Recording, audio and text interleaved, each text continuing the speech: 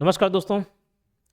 ये जो उप अंकेक्षक का पद है सहकारिता विभाग के अंतर्गत, इसमें अकाउंट्स का पोर्शन 99% चांस से आएगा ही, जो मैं अपने हिसाब से पता करवाया हूँ। अकाउंट्स का सिलेबस रहेगा, इसके अलावा बाकी सिलेबस भी रहेंगे। अकाउंट्स का लगभग 30 से 50% का हिस्सा हो सकता है। और इसमें सहकारिता संबंधी जितने भी अधिनियम है ना, जो पहले पढ़े हम लोग 1-1.5 साल पहले एग्जाम में, वो सब नहीं पूछे जाएंगे, है ना। इस बात को ध्यान रखें। लेकिन अकाउंट्स आप अभी से पढ़ना चालू कर देंगे। और कई बच्चे बोल रहे थे सर कब से ये अकाउंट्स वाला चालू करोगे, तो ठीक है, थोड़ा सा टाइम लेके मैं चालू करना चाह रहा था, लेकिन आप लोगों ने बोला तो मैं इसको पहले स्टार्ट कर रहा हूँ और अभी से स्टार्ट कर दे रहा हूँ, ताकि आपकी तैयारी अभी से ही हो जाए। क्लियर? तो चलो ठीक है, स्टार्ट करते हैं। पहला टॉपिक जो हमको पढ़ना है वो है लेखांकन की प्रणाली, सिस्टम ऑफ अकाउंटिंग। ठीक है, लेखांकन की प्रणाली, सिस्टम ऑफ अकाउंटिंग, ऑफ कर लेना, सिस्टम ऑफ अकाउंटिंग, लेखांकन की प्रणाली। मैं कोशिश करूंगा कि पूरा बाइलिंगुअल पढ़ाऊं, एकदम कंप्लीट। जहां हिंदी रिक्वायरमेंट रहेगा, जहां इंग्लिश रहेगा, दोनों बताऊंगा, चिंता करने की आवश्यकता नहीं है। ठीक है, अब सबसे पहले मैं आपको इजी लैंग्वेज में बता देता हूं ये क्या पढ़ने जा रहे हैं, है ना।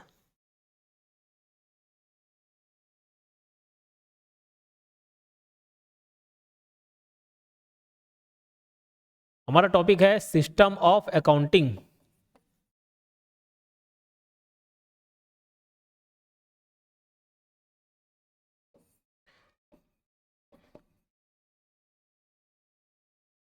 लेखांकन की प्रणाली, ठीक है, सिस्टम ऑफ अकाउंटिंग, लेखांकन की प्रणाली। ठीक, इसका क्या मतलब होता है अगर पूछा जाए तो एक ऐसी प्रक्रिया है, प्रोसेस है। लेखांकन की प्रणाली या सिस्टम ऑफ अकाउंटिंग क्या है? तो ये एक ऐसा प्रोसेस है जिससे हम अपने फाइनेंशियल ट्रांजैक्शन को, फाइनेंशियल ट्रांजैक्शंस को, यानी कि वित्तीय लेन देन को, वित्तीय लेन देन की बात कर रहा हूं, वित्तीय लेन देन को रिकॉर्ड करते हैं। क्या करते हैं? रिकॉर्ड करते हैं। रिकॉर्ड करना, क्लासिफाई करना, समराइज करना। ठीक है, तो सिस्टम ऑफ अकाउंटिंग का क्या मतलब है? ये प्रोसेस है जिसके तहत हम जितने भी वित्तीय लेन देन होते हैं अपने व्यापार में, उस सबको क्या करते हैं? रिकॉर्ड करते हैं। वित्तीय लेन देन का तात्पर्य है, अगर मेरे 5,000 रुपए चोरी हो गए, मैं उसको रिकॉर्ड करूंगा। 5,000 रुपए मुझे खर्च कर दिया, रिकॉर्ड करूंगा। 10,000 रुपए मुझे मिल गया, रिकॉर्ड करूंगा। 20,000 का मैंने फर्नीचर खरीद लिया, रिकॉर्ड करूंगा। 50,000 का मैंने कुछ सामान बेच दिया, रिकॉर्ड करूंगा। लेकिन लेकिन घर में झगड़ा हो गया, रिकॉर्ड होगा क्या? नहीं। ठीक, किसी फ्रेंड का देहांत हो गया, रिकॉर्ड करूंगा क्या? नहीं। किसी इंप्लॉय का देहांत हो गया, रिकॉर्ड करूंगा क्या? नहीं। तो वो वित्तीय लेन देन नहीं है। तो जितने भी लेन देन वित्तीय प्रवृत्ति के होंगे, फाइनेंशियल ट्रांजैक्शन होंगे, वो सबको मैं रिकॉर्ड करूंगा। क्लियर? अब सिस्टम ऑफ अकाउंटिंग में मोटा मोटी 2 प्रकार के होते हैं। अगर इसके मैं टाइप से पूछूं, टाइप्स कितने होते हैं, प्रकार कितने होते हैं, तो 2 प्रकार होते हैं। एक होता है single entry system, single entry system. एक हरा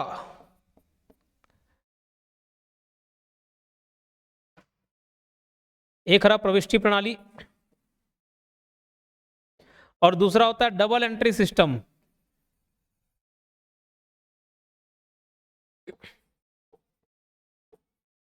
डबल एंट्री सिस्टम, द्विप्रविष्टि प्रणाली। ध्यान देना, दोनों के बीच अगर आपसे अंतर पूछा जाए तो अभी मोटा मोटी मैं बस ये बताऊंगा आपको कि डबल एंट्री सिस्टम, द्विप्रविष्टि प्रणाली में 2 पहलू प्रभावित होते हैं। 2 पहलू प्रभावित होते हैं। ठीक, और एकल या सिंगल एंट्री या एक हरा प्रविष्टि प्रणाली में सिर्फ एक पहलू, सिर्फ एक पहलू। ठीक है, तो इसको मैं डुअल एस्पेक्ट भी बोल सकता हूं, और इसको सिंगल एस्पेक्ट, सिंगल। ठीक है, तो डबल एंट्री सिस्टम में 2 पहलू प्रभावित होते हैं। जैसे एक उदाहरण तौर पर मैं एकदम आसान भाषा में आपको समझाने की कोशिश करूंगा। अभी देखो, मान के चलिए मैंने 50,000 रुपए खर्च किए, 50,000 रुपए कैश खर्च कर दिया। क्या चीज के लिए? फर्नीचर के लिए। फर्नीचर मुझे लाने थे, मैंने फर्नीचर पे पीछे 50,000 रुपए खर्च कर दिए। बोला ठीक है। अगर मैं दोनों पहलू को रिकॉर्ड कर रहा हूं, मतलब क्या खरीदा? फर्नीचर। और किससे खरीदा भैया? कैश से।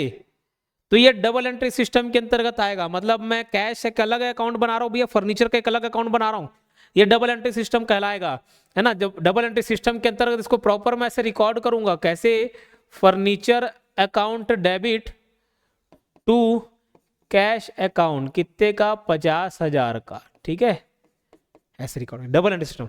लेकिन सिंगल एंट्री में कुछ नहीं किया, मैं एक रजिस्टर मेंटेन करके रखा हूं, अरे 50,000 रुपए मेरा पेमेंट हो गया भैया कैश में, बस बात खत्म। इतने जितने पेमेंट होते हैं ना, मैं एक ठोक पेमेंट का एक रजिस्टर रखा हूं, और जितने मेरे पैसे आते हैं रिसीविंग्स होते हैं उसका एक रजिस्टर रखा हूं।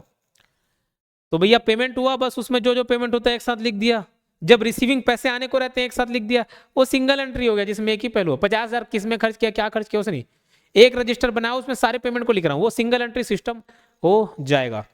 याद रखना, सिंगल एंट्री सिस्टम जो है वो अनसाइंटिफिक तरीका है, अनसाइंटिफिक है, जबकि डबल एंट्री सिस्टम जो है ये साइंटिफिक तरीका है, साइंटिफिक मेथड है, ठीक, ये एक वैज्ञानिक प्रणाली है, और इसमें सारे चीजों का प्रॉपर रिकॉर्ड रखा जाता है, जबकि इसको हम ये भी बोलते हैं इनकम्प्लीट रिकॉर्ड।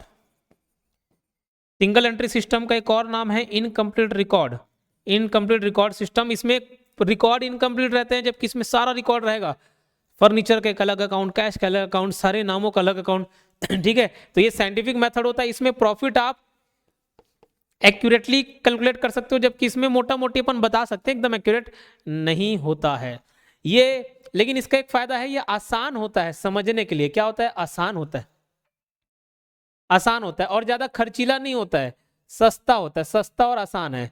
जबकि ये थोड़ा कॉम्प्लिकेटेड है, इसमें एक्सपर्टाइज चाहिए होता है और थोड़ा महंगा होता है, सब आप अकाउंटेंट ऑडिटर को पैसा देंगे। जैसे उदाहरण के तौर पर हम लोग क्या मेंटेन कर रहे हैं, सिंगल एंट्री सिस्टम।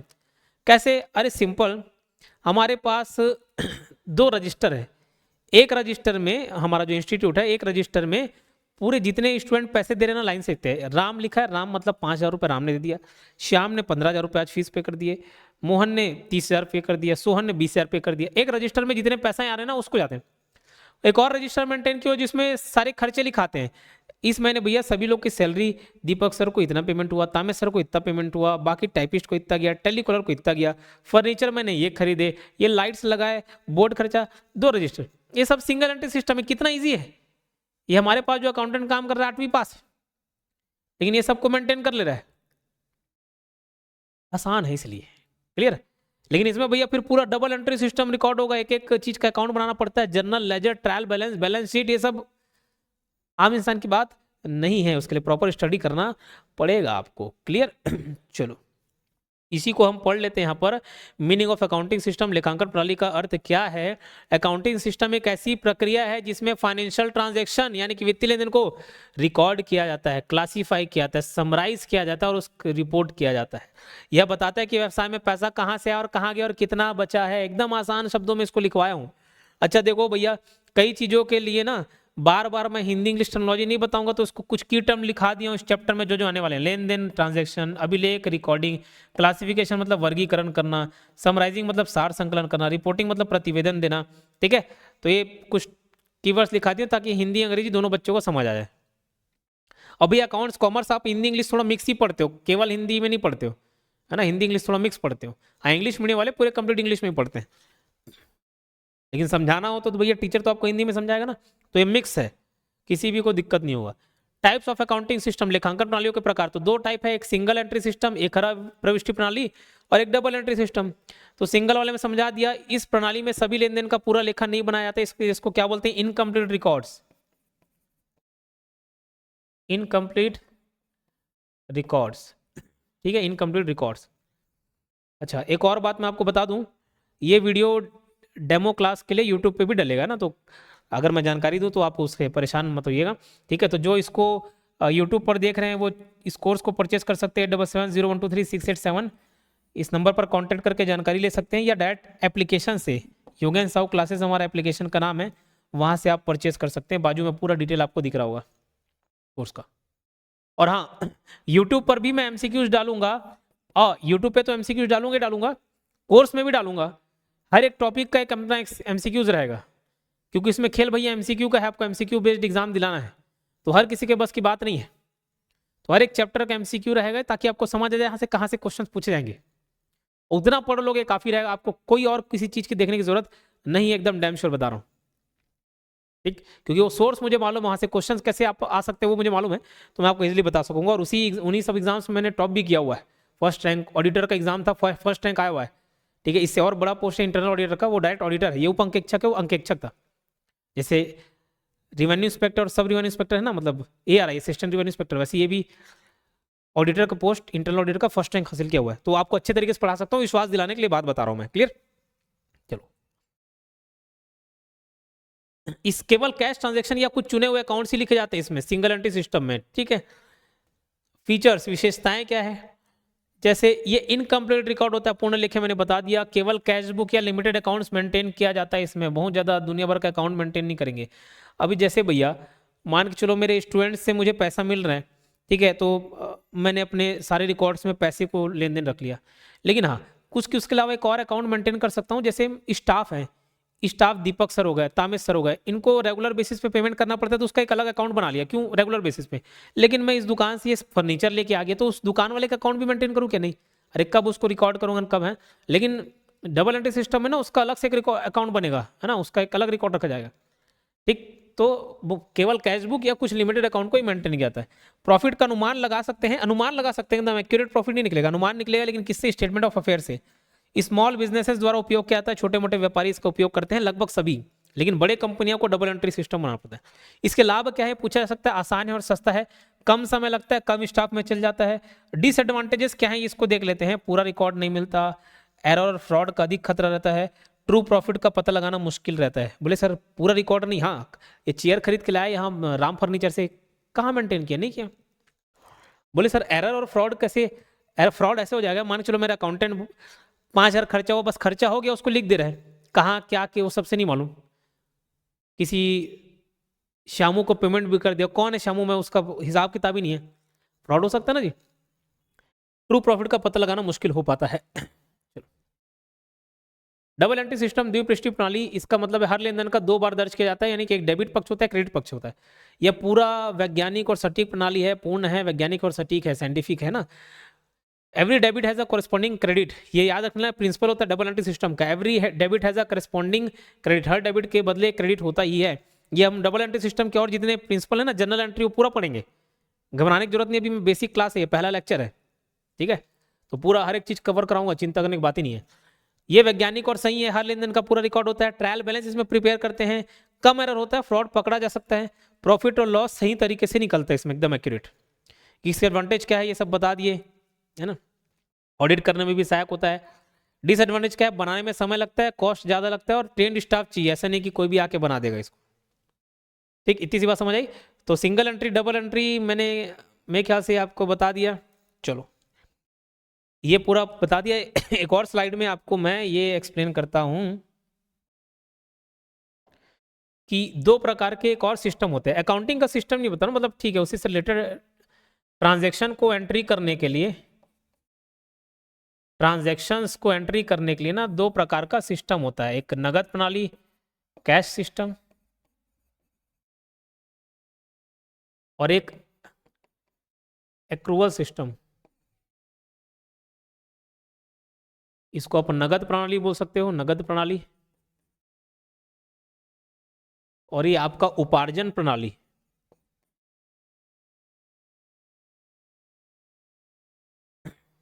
ध्यान देना, इसमें एंट्री कब किया जाता है, इस सिस्टम के अंतर्गत एंट्री कब करेंगे, जब कैश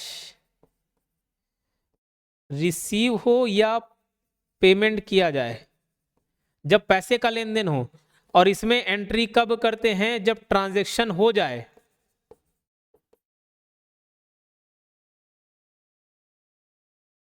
जब ट्रांजैक्शन हो जाए, क्लियर। चलो ठीक है, अब समझना क्या बोलना चाह रहा हूं, जब कैश रिसीव या पेमेंट हो जाए या जब ट्रांजैक्शन हो जाए, मेरी बात को समझना। जैसे देखो मैं ट्यूशन पढ़ाता हूं, ठीक है, ट्यूशन पढ़ा रहा हूं, 1 महीने बाद बच्चों की फीस ड्यू हो जाती है। मान के चलो एक व्यक्ति आया, एक बच्चा आया राम, जो मेरे पास ट्यूशन पढ़ रहा है, 1 महीने का अंत हुआ, 31 दिसंबर डेट आ गया, और उनसे मुझे लेने थे 500 रुपये। तो अब यहाँ पर देखो 500 रुपये हो गए, राम 31 दिसंबर को 500 रुपये उसको देने थे, लेकिन राम ने मुझे पैसा कब दिया, उसने अगले साल दिया, मतलब 4 जनवरी को दिया, 1 महीने बाद 4 जनवरी को पेमेंट दिया 500। राम को मुझे पैसे देने चाहिए थे 500 रुपये, लेकिन उसने पेमेंट कब किया मेरे को, 4 जनवरी किया, 4-5 दिन बाद किया। सर लेट हो गया पेमेंट, घर में सैलरी नहीं आई थी पापा को। बोले ओके। अब अगर मैं नगद एंट्री करूं, कैश सिस्टम के अकॉर्डिंग चलूं, तो इसका मैं एंट्री कब करूंगा, 4 जनवरी करूंगा, क्योंकि मुझे पैसे कब मिले, 4 जनवरी को मिले, कि राम से मुझे पैसे कब मिले, 4 जनवरी को। तो मैं इस दिन अपना इनकम मानूंगा, इस दिन अपना रिसीविंग मानूंगा। लेकिन अगर मैं उपार्जन प्रणाली के हिसाब से देखूं, तो इसमें मैं इनकम कब मान लूंगा, 31 दिसंबर को ही मान लूंगा। अरे देगा कहाँ जाएगा, बोले तो 31 दिसंबर को ही, मतलब जब ट्रांजेक्शन हो जाए, राम को पैसा कब देना था, 31 दिसंबर को देना था, उसी दिन मान लूंगा। समझ में?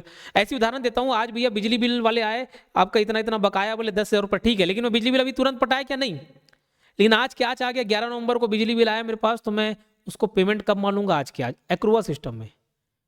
और नगद सिस्टम में 4 दिन बाद पे किया ना, 15 दिन बाद, तब मैं उस पेमेंट को रखूंगा। तो ये 2 सिस्टम होता है, जिसको कैश सिस्टम और एक्रूअल सिस्टम बोला जाता है। और देखो एक और सिस्टम होता है हाइब्रिड। हाइब्रिड, ये हाइब्रिड सिस्टम कब बोला जाता है, आप दोनों सिस्टम पर जब काम करें ना, कैश प्लस एक्रूअल बेसिस दोनों पर काम करें, तब इसको हाइब्रिड सिस्टम बोला जाता है। ठीक है, जैसे आपकी कार आजकल हाइब्रिड आने वाली ना, पेट्रोल से भी चलती है, बैटरी से भी चल रही है, इलेक्ट्रिक कार भी है, तो उसको हाइब्रिड सिस्टम बोलेंगे। ठीक है, तो देखो कैश सिस्टम और एक्रूअल सिस्टम आप समझ लें, नगद प्रणाली, उपार्जन प्रणाली समझ लें। नगद प्रणाली का क्या मतलब है, ट्रांजैक्शन को ओनली व्हेन कैश रिसीव्ड और पेड, तब रिकॉर्ड किया जाता है। मतलब जब कैश पे होता है, मिलता है या दिया जाता है, तभी रिकॉर्ड करते हैं। कोई भी आउटस्टैंडिंग या प्रीपेड आइटम नहीं माना जाता। आउटस्टैंडिंग मतलब बकाया, प्रीपेड मतलब पहले से आपका जो पैसा है, एडवांस बोल सकते हो उसको। फीचर क्या होता है, सिंपल होता है, स्मॉल ऑर्गेनाइजेशन में उपयोगी होता है, टैक्स अकाउंटिंग में उपयोगी। ये इंपॉर्टेंट पॉइंट है। कैश सिस्टम कहाँ उपयोगी होता है, तो याद रखना टैक्स अकाउंटिंग में। किसमें, टैक्स अकाउंटिंग में उपयोगी रहता है, ये पॉइंट याद रखना। एग्जांपल, बिजली बिल जनवरी में आया, लेकिन कैश फरवरी में दिया है, तो भैया मैं जनवरी में इसको नहीं लिखूंगा, कब एंट्री करूंगा, फरवरी में, अगर मैं कैश सिस्टम उपयोग कर रहा हूं तो। एक्रूअल सिस्टम की बात करें, उपार्जन आधार लेखांकन, तो ट्रांजेक्शन को जब घटित होते हैं तब रिकॉर्ड किया जाता है, भले ही कैश बाद में आ जाए। जैसे बिजली बिल दिसंबर का था, दिसंबर में ही खर्च माना जाएगा, भले मैं पैसा बाद में दूं, फरवरी में दूं या नहीं दूं। ठीक, तो इसके दिए उसके फीचर्स की बात करें अपन, तो ये साइंटिफिक है ना, प्रॉफिट बढ़िया तरीके से निकल जाता है, कंपनीज में कंपलसरी रहता है सिस्टम। कंपनीज, बड़े बड़े कंपनीज के लिए ना 2 चीजें कंपलसरी है, एक एक्रूअल सिस्टम, एक डबल एंट्री सिस्टम। ठीक है, एक एक्रूअल सिस्टम, कंपनी में क्या क्या कंपलसरी है, एक सारे रिकॉर्ड आपको एक्रूअल बेसिस पे करना है, और दूसरा डबल एंट्री सिस्टम अपनाना है आपको। डबल एंट्री सिस्टम अपनाना है बस। Hybrid system of accounting, hybrid मतलब भैया कैश और एक्रूअल दोनों करें, कुछ आइटम को कैश बेसिस पर कर ले, कुछ आइटम को एक्रूअल बेसिस पर रिकॉर्ड कर ले। ठीक है, जैसे रिसिप्ट को कैश बेसिस पे कर लिया, एक्सपेंस जो खर्चे उसको एक्रूअल बेसिस पे कर लिए। समझना कैसे ये काम करता है। मान के चलो, मैं आपको एक उदाहरण देता हूं, अपने ट्यूशन का ही मैं उदाहरण दे लेता हूं, है ना। जब मुझे जितने भी रिसीविंग्स हो रहे हैं, रिसीव हो रहे हैं, और जब मेरे जो पेमेंट करने पड़ रहे हैं, तो मैं हो सकता है रिसीविंग को तभी मानूं जब मुझे कैश मिल जाए। जैसे स्टूडेंट की फीस है, जैसे 1 महीने बाद वो मैंने फीस मांगा, हो सकता है वो बच्चा फीस दे दे, या हो सकता है वो बच्चा भाग जाए, जैसी फीस की बारी आई देने की वो भाग जाए। तो मैं जितने भी पेमेंट हो रहे हैं ना, उसको कैश सिस्टम पे कर रहा हूँ, कैश बेसिस पे, कि जब भैया पैसा मिल जाएगा ना, तभी मैं उसको इनकम मानूंगा, तभी उसको रिकॉर्ड करूंगा। लेकिन हो सकता है पेमेंट वाले को ना मैं एक्रूअल बेसिस पे कर लूँ, उपार्जन आधार पर कर लूँ। बोले काहे, अरे मान के चलो 1 महीना हो गया, मुझे स्टाफ की सैलरी भी तो देनी है, टाइपिस्ट, टेलीकॉलर की, सब मैनेजमेंट देख रहे हैं, टीचर हैं, लेकिन मुझे मालूम है मैं तो भागूंगा नहीं भैया, मेरे को मालूम है मैं तो उनको पेमेंट करना है। मैं ऐसा नहीं कि मैं अगले दिन से आना बंद कर दिया, ऐसा नहीं, मैं तो अपने कोचिंग में आऊंगा नहीं। तो मैं उसको हो सकता है कि 1 जनवरी 1 दिसंबर सब महीने के पहले तारीख को मैं भैया पेमेंट ड्यू हो जाता है, तो उसको मैं उस हिसाब से नोट डाउन कर लूंगा उसी दिन। क्लियर। तो हमारे यहाँ हाइब्रिड सिस्टम होता है, हमारा जो अकाउंटिंग मेंटेन होता है हाइब्रिड सिस्टम होता है। कुछ भी एमसीक्यू ओरिएंटेड कुछ शब्दावली है। बुक कीपिंग मतलब क्या होता है, लेखा रख रखाव, जर्नल, दैनिक पत्रिका, लेजर, खाता बही, ट्रायल बैलेंस, तुलन पत्र। ये हिंदी इंग्लिश मीडियम किसी भी बच्चे को दिक्कत ना हो इसलिए। फाइनेंशियल स्टेटमेंट मतलब वित्तीय विवरण, डेबिट मतलब देय, क्रेडिट मतलब प्राप्त। अब अगर आपसे पूछा जाए कि कौन सा सिस्टम बेस्ट होता है, डबल एंट्री सिस्टम, क्योंकि यह साइंटिफिक होता है, कंप्लीट होता है, गलतियां नहीं होती इसमें, और ऑडिट किया जा सकता है, उसका चेक किया जा सकता है। बड़ी कंपनियों में accrual system plus double entry दोनों होता है, मेंटेन करना होता है इनको। और देखो ये शायद लास्ट स्लाइड है, एकदम बेसिक क्लास था इसका, पहला क्लास। और जैसे आप बैंकिंग जाएंगे भाई, कोई आपकी कंपनी है, बड़ी कंपनी, आप लोन के लिए जाए और ऐसी चिट्ठी पत्री रजिस्टर दिखा दे, देगा क्या लोन? नहीं। अरे भैया ये सब नहीं समझ आता, बोले डबल एंट्री वाला सिस्टम लेके आओ, ट्रायल बैलेंस लेके आओ, बैलेंस शीट लेके आओ, प्रॉफिट एंड लॉस स्टेटमेंट लेके आओ, ये बोलेगा। ठीक है, तो बड़ी कंपनियों में डबल एंट्री सिस्टम और एक्रूअल बेसिस लगता है। क्लियर? चलिए, तो ये पहला लेक्चर था, कैसा लगा आप जरूर बताएंगे। और जिनको हाँ कोर्स लेना है तो बाजू में सारा जानकारी दिख रहा है, आप वहाँ से कोर्स परचेस कर सकते हैं।